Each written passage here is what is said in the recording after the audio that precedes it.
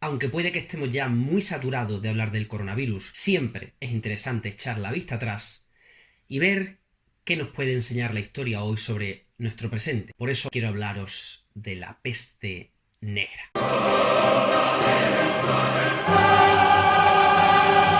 La verdad es que hasta el siglo XIX, incluso podríamos decir que a principios del XX, era bastante habitual que casi todas las sociedades, que casi todos los territorios sufrieran epidemias. Epidemias de todo tipo, que podían ir desde la fiebre amarilla, la viruela, la varicela, el sarampión, la tuberculosis, etc. Pero de entre todas ellas, incluso a veces utilizándolo como sinónimo de todas las epidemias, la más temida era la peste. Bajo el paraguas de la peste podíamos encerrar prácticamente todas las epidemias, todo ese tipo de pandemias que afectaban de manera cíclica y tristemente muy frecuente a casi toda Europa, que es de la que tenemos más fuentes. Pero a mitad del siglo XIV se produjo la peor epidemia de peste de la historia.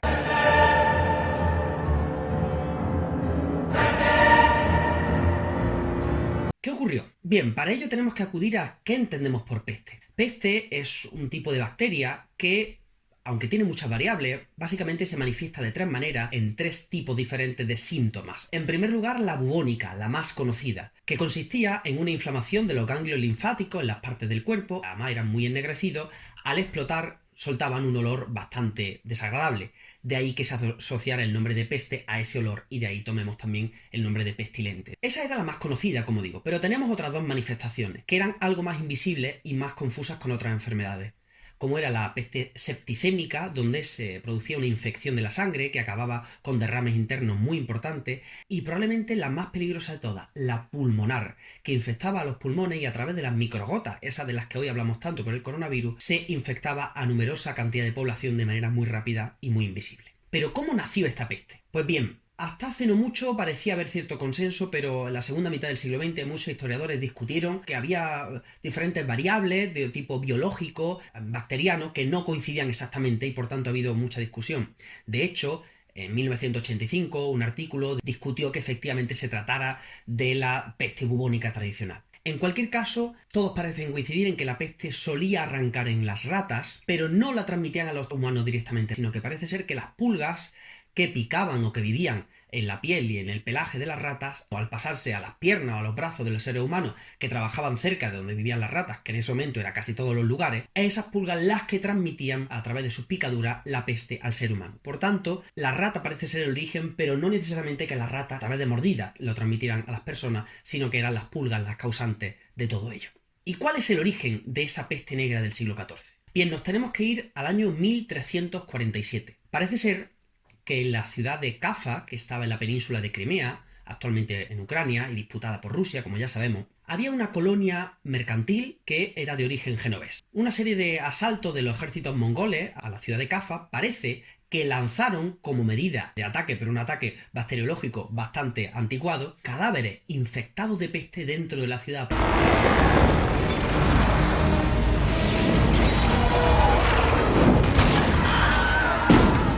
Cuando algunos barcos de las personas que escaparon de aquel asedio de Kaffa volvieron al Mediterráneo, llevaron consigo ya la bacteria de la peste. En concreto, se desata en Europa a finales de 1347, en el sur de Italia, en el estrecho de Mesina y muy poco después llegará a Marsella.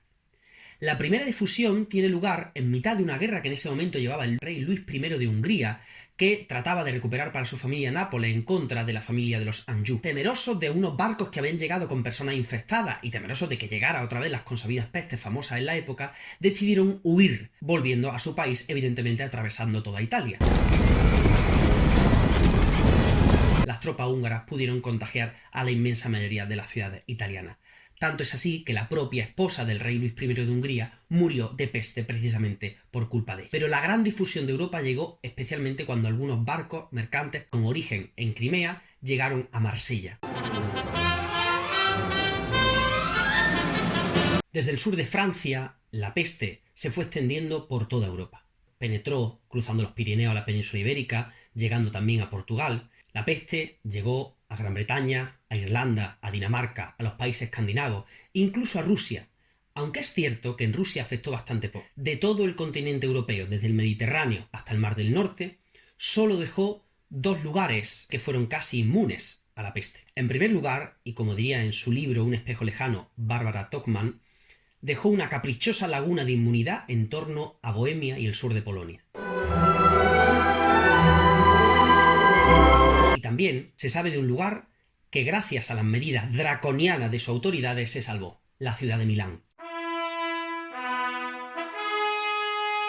El arzobispo Giovanni Visconti decidió confinar de una manera muy cruel a los primeros infectados con todas sus familias que estaban sanas, dejándoles morir, y eso evitó que el resto de la población enfermara. Pero ¿por qué alcanzó una difusión tan grande la peste? A pesar de que en el siglo XIV tenemos una altísima escasez de fuentes en comparación con las que tenemos hoy, por ejemplo, los historiadores de la medicina, los científicos y en general las fuentes documentales nos revelan que es la única vez que se han dado lugar las 3 cepas bacterianas de la peste al mismo tiempo, es decir, la bubónica, la septicémica y la pulmonar. Eso dio una carga bacteriana enorme a todos los infectados y una facilidad para transmitirlo porque podía ser tanto por contacto como por que te llegaran las microgotas de la respiración o incluso por un ambiente muy cargado, por ejemplo, iglesias, monasterios, etc. Y no la pudieron evitar por varios motivos. En primer lugar, porque no había ningún tipo de conocimiento acerca de cómo frenar con higiene o medidas clínicas la peste.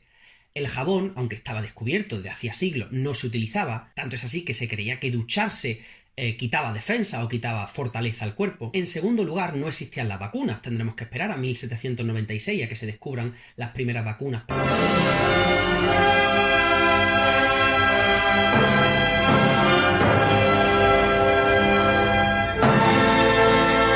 En tercer lugar, tampoco existían los antibióticos. Como sabéis, los antibióticos se empiezan a investigar a finales del siglo XIX y no es hasta 1928 cuando Alexander Fleming descubre por fin la penicilina. Por tanto, no había medios, ni de higiene ni de medicina, para frenar aquello. Pero es que además las creencias, ante la falta de conocimiento del proceso de incubación, y por tanto si no veías a la persona enferma te creías que no tenía la peste, fomentaron todo tipo de concentraciones humanas. Iglesias, plazas se llenaron de grandes rogativas, procesiones, oraciones a santos y patrones, especialmente para rogar que Dios se llevara la peste.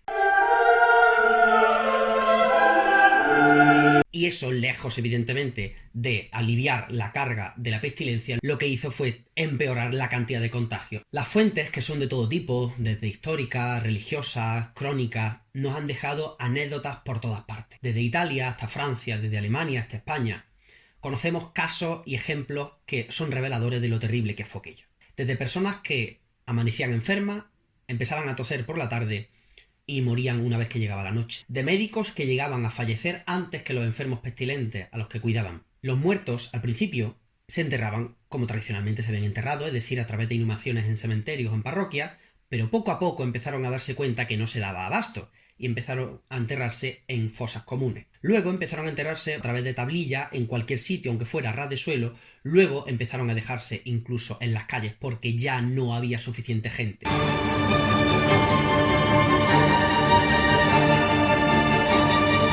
En muchos lugares, desesperadamente, como en el sur de Francia, decidieron lanzar los cuerpos al Ródano, lo que generó evidentemente un mayor contagio una vez que esos cuerpos llegaban a las orillas de otras aldeas o ciudades. Las crónicas medievales de la época nos dicen que había más muertos que vivos para enterrarlos. Es así que las campanas dejaron de doblar a difuntos ante la masiva presencia de defunciones en cada una de las ciudades.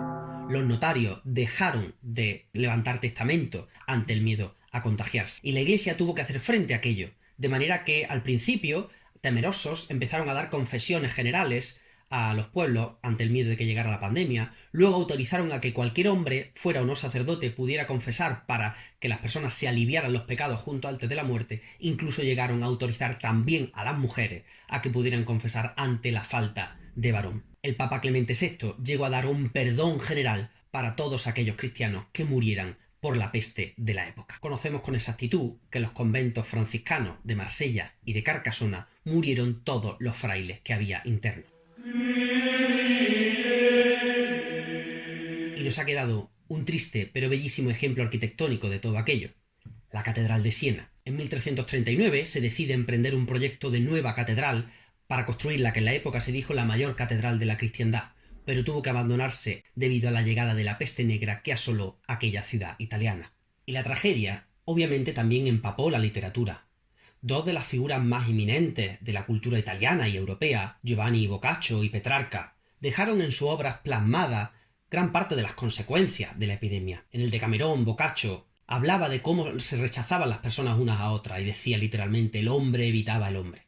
Tanto es así que el propio Decamerón nos habla de cómo un grupo de jóvenes se retira de Florencia para vivir en el campo confinados, como ahora, y allí se cuentan una serie de historias. ¿Y qué decir de Petrarca, cuya enamorada que inspira todos sus poemas, la bellísima Laura, Laura de Noves o Laura de Sades, que fallece precisamente por culpa de la peste negra, y el autor le dedica gran parte de su obra poética? Un hermano de Petrarca, Gerardo, fue el único monje cartujo superviviente de su monasterio, y es por ello que tuvo que salir huyendo de aquel sitio buscando un nuevo hogar. Y aunque es verdad que eran las clases bajas, que en ese momento era pues casi el 90% de la población, que la mortalidad alcanzó de manera más dura, sí que es verdad que quedan numerosas crónicas que nos hablan de la muerte de personajes muy célebres y muy importantes. Por ejemplo, al rey Alfonso XI de Castilla y de León murió en el sitio de Gibraltar precisamente en 1350 por culpa de la peste. La reina Juana II de Navarra también murió de pestilencia. Entornad los ojos cuando me miréis, mi belleza podría cegaros. O las reinas consortes de Aragón y de Francia también murieron precisamente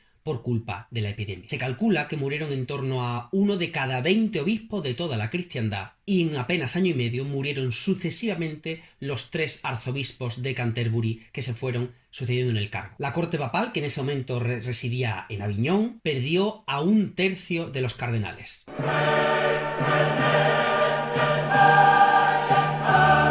Y una celebridad de la filosofía, Guillermo de Ockham, también se le atribuye muerte por la epidemia de la peste negra. Entonces, en balance, ¿cuáles fueron las consecuencias? Jean de Froissart, un cronista francés que vive en la infancia la peste negra, que la supera y que produce su obra cronística ya a finales del siglo XIV, nos cuenta lo que en aquel momento se calculaba en torno a entre 20 y 25 millones de personas murieron en el lapso de tiempo de 1347 y 1351. Hoy nos asustamos, y hacemos bien porque evidentemente es una situación muy grave, porque aunque solo sea un fallecido ya es importante, pero imagínense un 33% de la población difunto, muerto en apenas 5 años a causa de una epidemia. No cabe horror mayor. Pero también en esto había mucha diferencia. En algunas ciudades apenas afectó, pero en otras se sabe que murieron más de la mitad de toda su población. Así ocurrió, por ejemplo, en Florencia, Venecia y Hamburgo. Durante algunas semanas, en París o en Viena, se registraban muertes diarias de entre 600 y 800 personas.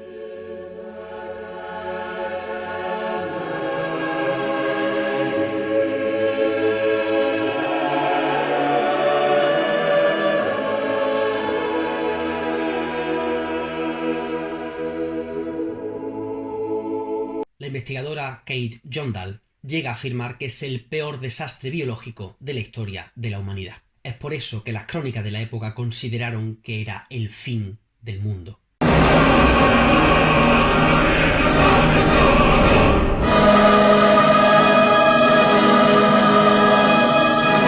¿Y qué justificación buscaron en la época? Bien, pues numerosos vieron, como era habitual, un castigo divino por culpa de los pecados del mundo, de los lujos, de las desviaciones de la moral. Es una desgracia para el pueblo, pero es la voluntad de Dios. Otros vieron como una justificación a través de una serie de vapores sulfúricos que surgieron a través de la Tierra tras un terremoto. Otros lo entendieron como una alineación astrológica entre Saturno y Júpiter, etcétera, como ocurrió en la Universidad de París tras las consultas del rey Felipe de Francia. Pero la cuestión es que llovía sobre mojado. Durante el siglo XIV, a la vez que esa peor epidemia de peste de la historia, se habían producido una serie de hambrunas terribles derivadas de una meteorología muy fría que se había sucedido desde el principio de siglo.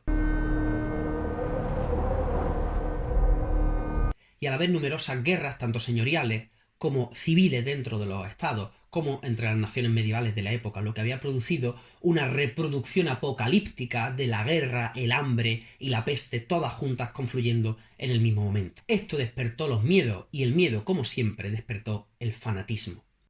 El miedo lleva a la ira lleva al odio, el odio lleva al sufrimiento.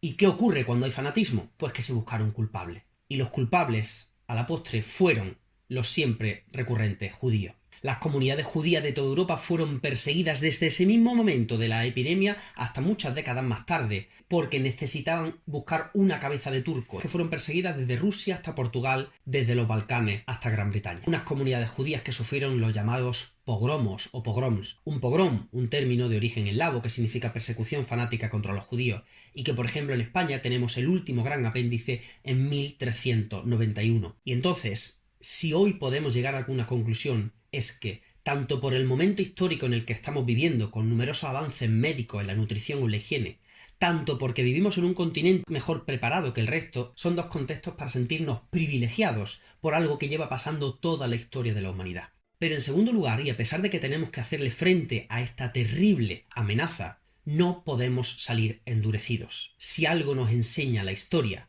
es que una pandemia, por general que sea, no nos puede llenar de odio.